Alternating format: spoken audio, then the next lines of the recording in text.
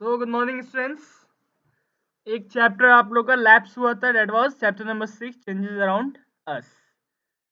हमारे चारों तरफ कौन कौन से चेंजेस होते हैं, कैसे चेंजेस होते हैं, कुछ रिवर्सिबल होते हैं, कुछ इरिवर्सिबल होते हैं। तो इन सारे चेंजेस के बारे में हम सब इस चैप्टर में पढ़ेंगे। So let's begin it. Study of changes. Change is the law of nature.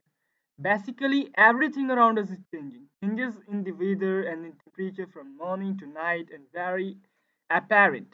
Other changes that can be observed include cooking of food, spoilage of food, rusting of iron, burning of fuels, germination of seeds, growth, flowering, formation of fruits, producing babies, movement of things, sometimes slow, sometimes fast, and sometimes a repeated motion such as that of a pendulum.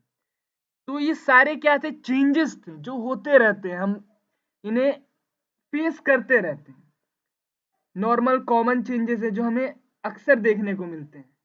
Weather change होता है, climate change होता है, temperature change होता है, दिन होता है फिर रात हो जाता है, एंड सेवरल खाना पकता है तो उसमें चेंजेस होते हैं।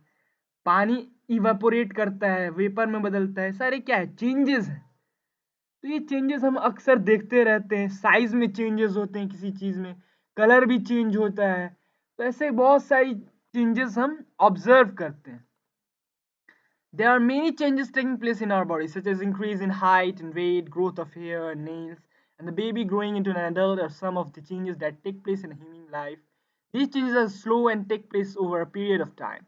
On the other hand, there are many changes which are very fast, melting of ice over a flame, the burning of a matchstick and the bursting of a cracker. There could either be a change in the physical state of a substance or change in size and shape. तो हमारे शरीर में भी कई सारे changes होते रहते हैं। पहले हम छोटे थे, फिर बड़े हुए, हमारे एज में चेंजेस हुए, हमारे हाइट में, हेल्थ में, वेल्थ में एंड विथ में, गर्थ में, हर चीज में चेंजेस होते रहे। हेयर ग्रो करते हैं, नेल ग्रो करते हैं। ये सारे चेंजेस ऑकर होते रहते हैं। हम खाते हैं, डाइजेस्ट करते हैं, इजेस्ट करते हैं। ये सारे क्या है, चेंजेस है जो हमारे बॉडी में ऑकर होते हैं। कुछ चेंजेस स्लो होता है, कोई फास्ट होता है, कोई रिवर्सिबल होता है, फिजिकल चेंज होता है, कोई केमिकल चेंज होता है। तो ये सारे चेंजेस होते हैं। अब आप क्या कहते हैं, क्लासिफिकेशन ऑफ चेंजेस। चेंजेस कितने प्रकार के होते हैं? Changes that occur around us can be broadly classified as reversible and irreversible depending on whether or they are not reversed. तो वो रिवर्स्ड होते हैं, मतलब कि अपने पुराने स्टेट में आते हैं या नहीं आते हैं। इस बेसिस पे चेंजेस को दो क्लासिफिकेशन में, दो ब्रॉड कैटेगरी में उन्हें रखा गया है। फर्स्ट है आपका रिवर्सिबल, मतलब कि वो चेंजेस जो दोबारा अपने ओल्ड पोजीशन में आ सके, and second one is irreversible, जो अपने ओल्ड पोजीशन में वो वापस ना लौट सके। First of all, reversible changes. Changes that can be easily reversed by removing the cause of the change are called reversible changes. For example, if you remove a tray of ice cubes from the refrigerator, leave it at a room temperature for some time, ice cubes melt and change into water. When this same tray is placed in the refrigerator, water changes to ice cubes again. We can see that the melting of ice cubes can be reversed or reversing the conditions. Melting of ice cream, butter, and chocolates are all examples of reversible change. तो reversible changes क्या होते हैं, जिसे हम दोबारा उसके पुराने वाले फॉर्म में ला सकते हैं। एग्जाम्पल में आपका आइस का एग्जाम्पल दिया। जब तक वो रेफ्रिजरेटर में था तो वो आइस फॉर्म में था, फिर उसे हमने उससे रूम टेम्परेचर में लेके आया, फिर वो क्या हुआ, वाटर फॉर्म में चेंज हुआ। फिर उसे अगर हम दोबारा रेफ्रिजरेटर में रखेंगे तो वो कूलिंग के कारण दोबारा से आइस फॉर्म में हो जाएगा। मेल्टिंग ऑफ आइसक्रीम होता है या फिर बटर होता है, चॉकलेट्स भी मेल्ट करते हैं, सारे क्या रिवर्सिबल चेंज है। इनको दोबारा हम कूल करेंगे तो ये दोबारा क्या हो जाएंगे, अपने ओल्ड पोजीशन में आ जाएंगे।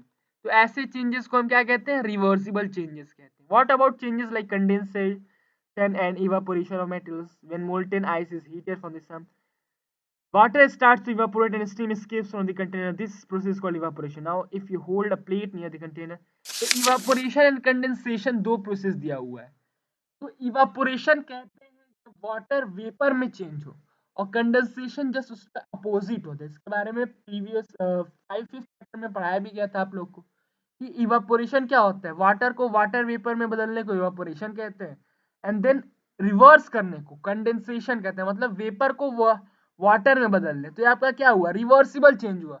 इवापोरेशन एंड कंडेंसेशन ये दोनों मिलके क्या होते हैं, रिवर्स करते हैं।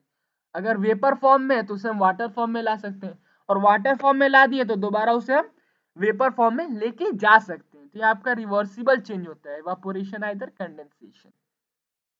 कईयों का ये सवाल होता है कि जब वाटर वेपर में फॉर्म होता है तो वो एस्केप होने लगता है, मतलब कि गायब होने लगता है। तो उसके लिए भी मेथड आता है, उसके जहाँ पे वेपर फॉर्म हो रहा है वहां अगर आप प्लेट रखेंगे तो प्लेट पे क्या होंगे, वाटर ड्रॉपलेट्स बनेंगे, वो कंडेंस करेगा और फिर से दोबारा वो वाटर वेपर क्या होगा, वाटर में चेंज हो जाएगा। तो क्या हो रहा है, रिवर्स हो रहा है, प्रोसेस दोबारा पुराना पोजीशन ले रहा है अपना। ये आपका रिवर्सिबल चेंज होता है। सेकेंड चेंज होता है इरिवर्सिबल, मतलब एक बार जो हो गया उसको दोबारा हम स्टेट में नहीं ला सकते। Changes that can not be reversed और irreversible changes. For example burning of a matchstick, paper और fuel is an irreversible change, as the ash cannot be changed back into the original substance. Germination of seeds and growing up of baby are irreversible changes. The growth cannot be reversed. In some cases, irreversible changes result in the new formation of new materials which may be desirable. You might have seen your mother rolling the duff with a rolling pin and making chapati. It is not possible to get the duff back from the cooked chapati. Thus, the cooking is an irreversible change. तो irreversible change में क्या होता है, दोबारा सा पुराना position नहीं आता है। हम बड़े होते हैं, पहले क्या थे, बेबी थे, फिर हम एडल्ट हो गए, तो हम दोबारा से एडल्ट से बेबी में नहीं चेंज हो सकते हैं। तो क्या हुआ, इरिवर्सिबल। वैसे ही प्लांट ग्रो करते हैं, तो पहले वो छोटे थे, सीडलिंग्स थे, बेबी प्लांट थे, फिर वो बिग बहुत ही विशाल ट्री हो गया है, तो उसे दोबारा से हम बेबी प्लांट्स में रिवर्स नहीं कर सकते। क्या हुआ, चेंजेस ऑकर हुआ। अब कोई भी चीज को हम जलाते हैं और राख बच जाता है, तो उस राख को दोबारा हम उसके ओरिजिनल फॉर्म में नहीं ला सकते हैं। तो ये सारे क्या होते हैं, इरिवर्सिबल चेंज होते हैं, इसको हम दोबारा से ओल्ड स्टेज पे नहीं ला सकते हैं। कई सारे रिवर्सिबल चेंज में क्या होता है, नया सब्सटेंस फॉर्म होता है। जैसे हम कोई चीज को जलाते हैं तो जलाने के बाद ऐश फॉर्म हो रहा है, ऐश तो पहले नहीं था लेकिन वो ऐश फॉर्म हो गया, तो क्या है, नया सब्सटेंस है, तो उसको हम दोबारा रिवर्स नहीं कर सकते। अब चपाती पकाते हैं तो चपाती पहले क्या था, आटा था, फिर हमने चपाती बना दिया। तो जरूरत के हिसाब से भी हम क्या करते हैं, इरिवर्सिबल चेंज को ऑकर कराते हैं। कई सारे डिजायरेबल होते हैं, कई सारे अनडिजायरेबल होते हैं, कई सारे की जरूरत होती है, कई सारे की जरूरत नहीं होती है, तो उसे हम प्रिवेंट भी करते हैं और उसे होने भी देते हैं। कंडीशन बेसिस पे, जब जरूरत हो तो करेंगे, नहीं जरूरत हो तो नहीं। You might have also noticed that milk gets spoiled when not refrigerated, particularly in the summer season. This is called curdling or souring of milk, which is an irreversible change. Curdling of milk is also done by adding lemon juice to milk for making cottage cheese. Some other examples of irreversible changes include falling of rain, breaking of a glass tumbler, bursting of a cracker, death of a person, decay of food. This can also be classified। तो कई सारे other examples दिए हुए हैं। दूध का खट्टा हो जाना, वो खट्टा हो जाएगा, बर्बाद हो जाएगा, स्पॉइल हो जाएगा, तो दोबारा उसको हम दूध फॉर्म में नहीं ला सकते। शीशा टूट जाएगा तो दोबारा से उसे हम जोड़ नहीं सकते हैं। या फिर बारिश गिर रहा है, क्लाउड से जब बारिश गिर रहा है तो दोबारा हम उसको वापस भेज नहीं सकते हैं। लेकिन हाँ, दोबारा से क्लाउड फॉर्मेशन होता है नेचुरली, लेकिन जो क्लाउड फॉल कर गया उसको दोबारा से पुराने पोजिशन में हम नहीं ला सकते। अगला में चेंजेस कंडीशन दूसरे हो जाएंगे। तो ये सारे क्या है, आपके इरिवर्सिबल चेंज है, मतलब इसको हम दोबारा से ओल्ड स्टेज में नहीं ला सकते। अब चेंजेस को दूसरे स्तर पे भी हम क्लासिफाई कर सकते हैं। पहला तो आपका रिवर्स प्रोसेस पे था कि वो दोबारा लाया जा सकता है या नहीं ला सकता है। अब आपका प्रॉपर्टीज बेसिस पे कि अगर फिजिकल प्रॉपर्टीज में अल्टरेशन आए तो वो फिजिकल चेंज कहलाएगा, और केमिकल प्रॉपर्टीज में अल्टरेशन आए तो वो केमिकल चेंजेस कहलाएगा।